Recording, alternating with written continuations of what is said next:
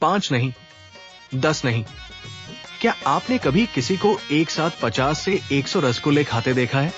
अगर नहीं, तो ये वीडियो छोड़ना मत, क्योंकि आज बात है मिथिला भोज और रसगुल्ले की, जहां रसगुल्ला सिर्फ मिठाई नहीं, इमोशन है।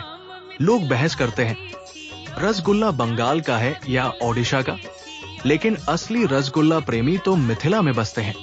मिथिला के भोज में वीआईपी टेबल नहीं, बुफे नहीं, यहां चलता है पंगत में बैठना और दिल खोल कर खिलाना, अतिथि देवो भव।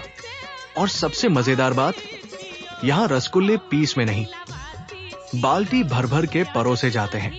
प्लेट में चावल कम, रसगुल्ले का क्वांटिटी ज्यादा।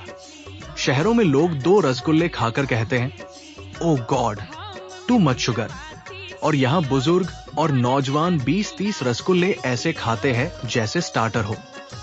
शादी ब्याह में तो सीधा कंपटीशन लगता है। 50, 60, कभी कभी 100 रसगुल्ले का रिकॉर्ड। अब सवाल, पेट खराब क्यों नहीं होता? राज है मिथिला के खाने के तरीके में। यहां रसगुल्ला सीधा नहीं खाते, पहले निचोड़ते हैं, शुगर बाहर, पेट में सिर्फ शुद्ध छेना, ऊपर से मिथिला का पानी, और आखिर में दही चीनी, डाइजेशन सुपर स्ट्रॉन्ग। तो अगली बार मिथिला जाए, डाइटिंग घर छोड़कर जाना। अब सच सच बताओ, आपकी कैपेसिटी कितनी है?